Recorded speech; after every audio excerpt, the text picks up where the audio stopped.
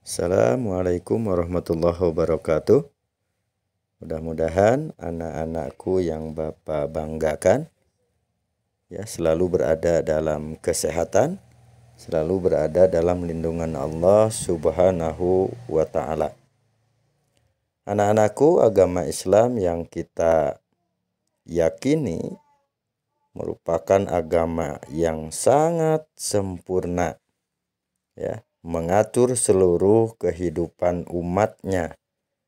Semenjak tidur, bangun tidur, ya, berpakaian, bertetangga, ya, melakukan aktivitas keseharian kita dengan teman, semua bernilai ibadah dan diatur oleh agama Islam. Termasuk materi kita pada kesempatan ini, ya, tentang as-safar. Ya, as-safar itu artinya bepergian. Ya, itu diatur oleh agama kita. Ada tata cara, ya, ada adab-adab bepergian bagi kita selaku kaum muslimin untuk dilaksanakan. Mengapa semua diatur oleh agama Islam? Karena agar seluruh aktivitas kita bernilai ibadah di hadapan Allah Subhanahu wa taala. Nah, anak-anakku, pada kesempatan ini kita akan membahas tentang bepergian atau dalam bahasa Arab disebut as-safar. Ya. Kalian bisa lihat bukunya di halaman 7, ya. Di halaman 7 buku fikih. Boleh kalian lihat. Nah, anak-anakku, apa pengertian dari bepergian itu? Ya, kalian bisa dilihat sambil dibaca ya. Bepergian atau safar itu adalah melakukan perjalanan dari satu tempat ke tempat yang lain. Ya, biasanya ini dilakukan oleh kita manakala hari libur biasanya kita. Ya, ada yang pergi ke rumah nenek kakeknya, ada yang pergi ke saudaranya, ada yang pergi ke tempat-tempat wisata dan lain sebagainya. Ya, itu dinamakan dengan as-safar atau bepergian. Nah, anak-anakku, bahwa as-safar itu ya di dalam agama kita akan bernilai ibadah jika perjalanannya itu bukan untuk maksiat. Artinya bukan untuk melakukan perbuatan dosa, melainkan untuk kebaikan. Contoh bepergian seperti menunaikan ibadah haji, ya, mencari nafkah, seperti dagang atau tugas kerja, ya, silaturahim, berdakwah, dan lain-lain. Nah, anak-anakku, bepergian di dalam Islam, ya, ada tata cara tertentu yang harus kita lakukan agar tadi bernilai ibadah. Nah, apa ada bepergian itu? Seseorang yang melakukan perjalanan dengan niat baik akan selalu disertai oleh malaikat dengan panji-panjinya. Nah, jadi jika kita diniatkan bepergian ke satu tempat, ya, kemanapun kita pergi, maka niatkan dalam diri kita untuk hal-hal yang baik. Maka jika niatnya baik, kita akan disertai malaikat, ya, akan dilindungi Allah melalui malaikat-malaikatnya. Namun, nah ini perlu perhatikan, jika perjalanannya diniatkan untuk kemaksiatan, untuk berbuat dosa, maka ia akan selalu ditemani oleh setan. Oleh sebab itu, bagi seseorang yang akan melakukan perjalanan, hendaknya ia memperhatikan hal-hal berikut. Sambil kalian bisa lihat, dibaca di halaman 7 ya. Pertama, niatkan bepergian untuk hal-hal yang baik. Yang kedua, berdoa agar ditunjukkan oleh Allah dalam kebaikan. Yang ketiga, dianjurkan membawa teman, ya. Kalau bisa dengan teman, dengan saudara, dengan orang tua. Jangan sendirian, apalagi perjalanannya jauh, ya.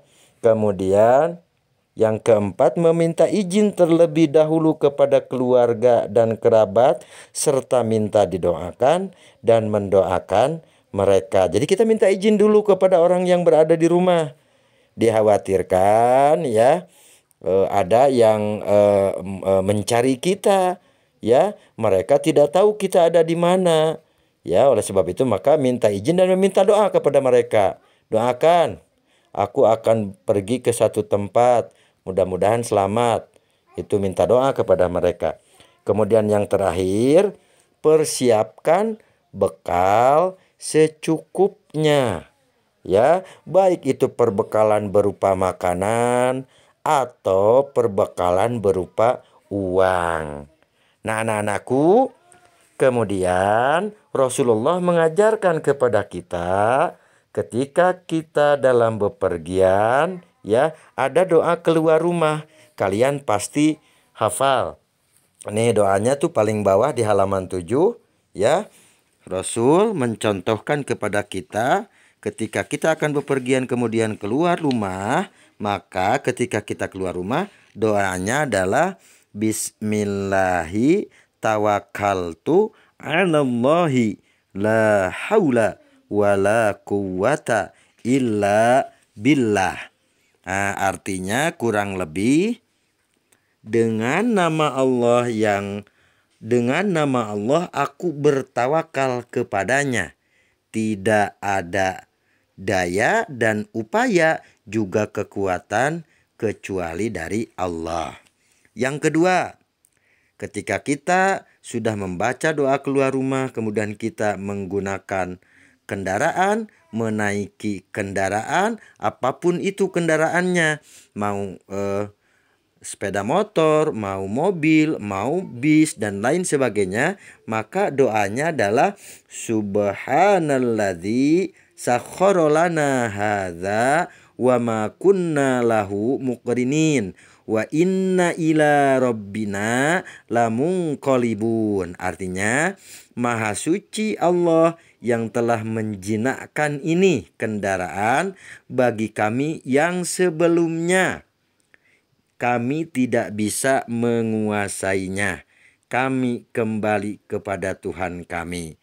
Nah, kemudian setelah kita sampai di tempat tujuan, maka Rasul mengajarkan kepada kita untuk berdoa, Allahumma barik lana fiha.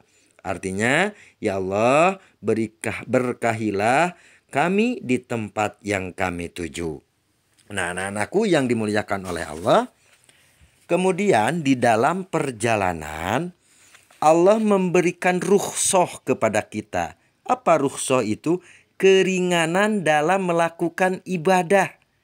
Ya, jadi ketika kita bepergian dengan niat baik, membaca doa keluar rumah, membaca doa naik kendaraan, membaca doa ketika sampai tempat tujuan, dan kemudian ketika kita beribadah, Allah memberikan rukhsah. Ya, ini bentuk keringanan yang Allah berikan. Nah, kalian boleh dilihat halaman 8, dibuka silahkan.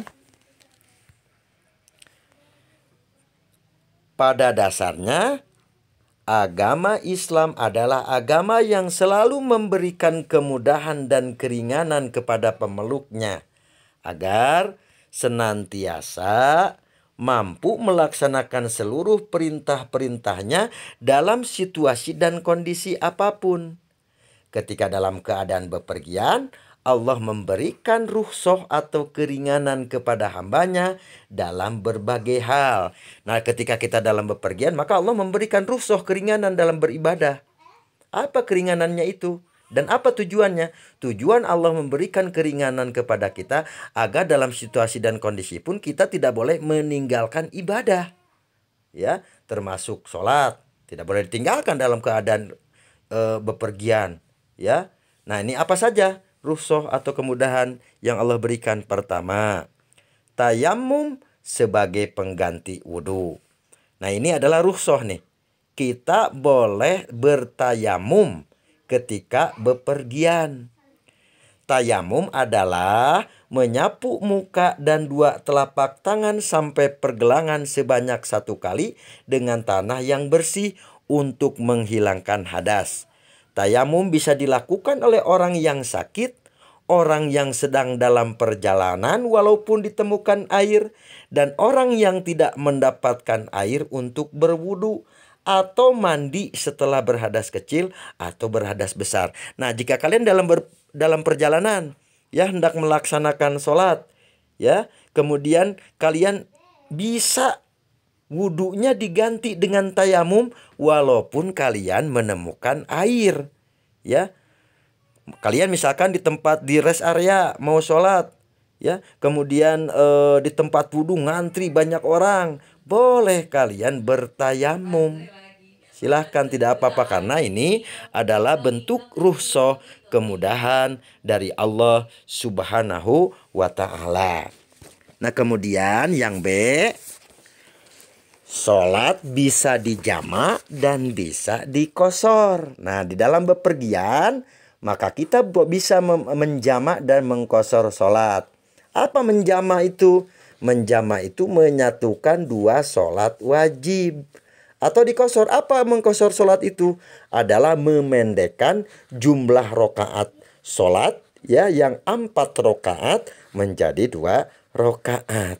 Nah, oleh sebab itu maka tidak ada alasan bagi kita walaupun dalam bepergian, karena Allah telah memberikan kemudahan bagi kita, kita tidak boleh meninggalkan sholat. Nah, ini ada keterangannya di halaman 9.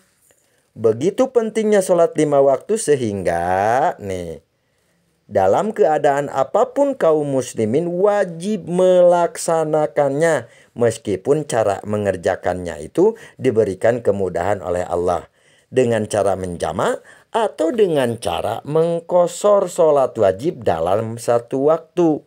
Nah, nanti kita akan belajar bagaimana cara melaksanakan sholat jamak dan sholat kosor, atau sekaligus sholat jamak dan kosor sekaligus ya.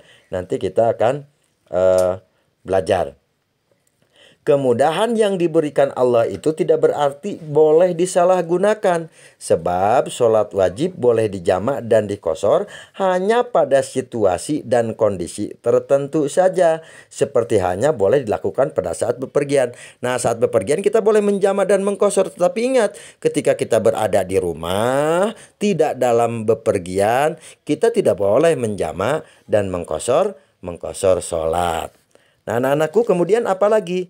Selain kita boleh bertayamum, menjamak dan mengkosor sholat, ada lagi satu ya, kita bisa mengkodok saum ya.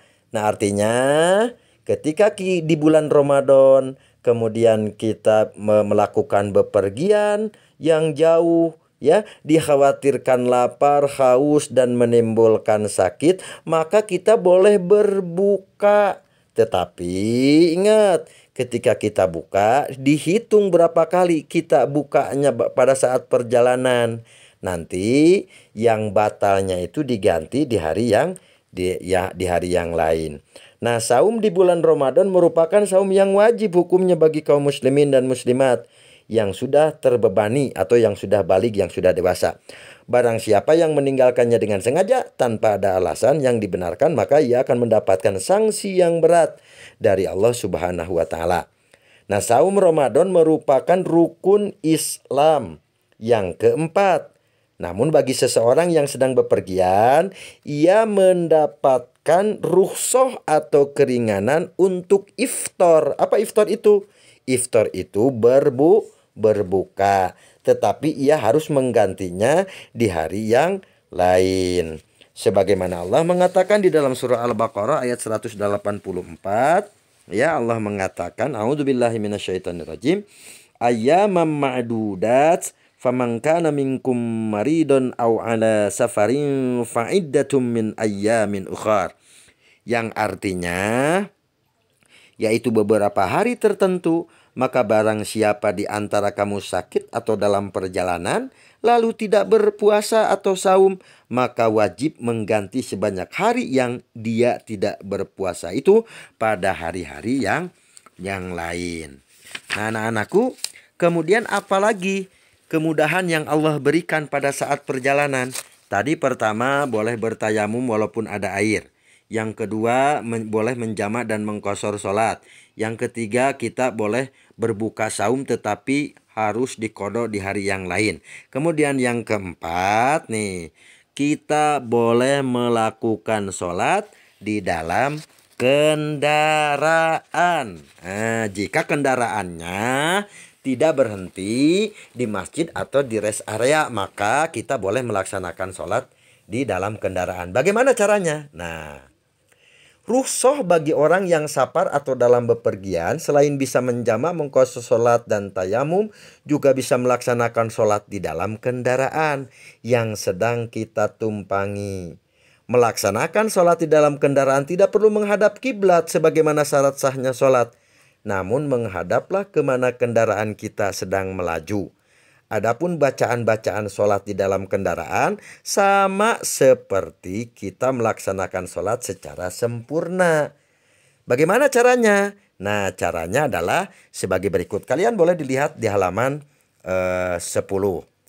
Pertama, mulailah dengan memberitahu orang lain bahwa kita akan melaksanakan sholat. Nah, jika kita melaksanakan sholat di bis dan kita kebetulan duduk bersebelahan dengan orang-orang lain yang tidak kita kenal ataupun yang kita kenal, maka kita kasih tahu dulu kepada mereka, kepada orang yang berada di samping kanan dan kiri kita, maaf saya mau sholat dulu. Nah, sehingga mereka nanti tidak kaget melihat kita melaksanakan sholat di dalam bis. Yang kedua, niat untuk melaksanakan sholat jamak dan qashar. Perlu diingat bahwa niat tempatnya di dalam hati, tidak perlu diucapkan dengan lisan. Setelah itu baru gerakan sholat. Bagaimana gerakan sholatnya? Apa kita harus berdiri di kursi bis, di kursi kendaraan? Tidak bakal cukup dong. Nah, ada tata caranya. Jadi gerakan sholatnya itu ya dengan berisyarat, ya, seperti menundukkan kepala ketika sujud dan ketika ruku. Namun menundukkan kepala ketika sujud lebih rendah daripada ketika hendak ruku. Yang keempat, tidak perlu melaksanakan sholat sunat qobliyah atau ba'diyah. Nah, anak-anakku, itulah ya as-safar, adab ya bagi kita yang telah Allah tetapkan melalui nabi kita, ya, agar kita senantiasa berada dalam lindungan Allah dan tetap dalam keadaan beribadah dimanapun kita berada. Ya, Allah telah memberikan kemudahan kepada kita untuk melakukan ibadah, ya, walaupun kita dalam keadaan bepergian. Nah, anak-anakku, mudah-mudahan apa yang Bapak sampaikan kalian tinggal baca ya dari halaman 7 sampai dengan 10. Insya Allah mudah-mudahan ya kita dalam keadaan sehat walafiat, dilindungi oleh Allah dari wabah yang sedang melanda kita. Kita tutup ya belajar kita hari ini dengan membaca Alhamdulillah. Alhamdulillahirabbil alamin.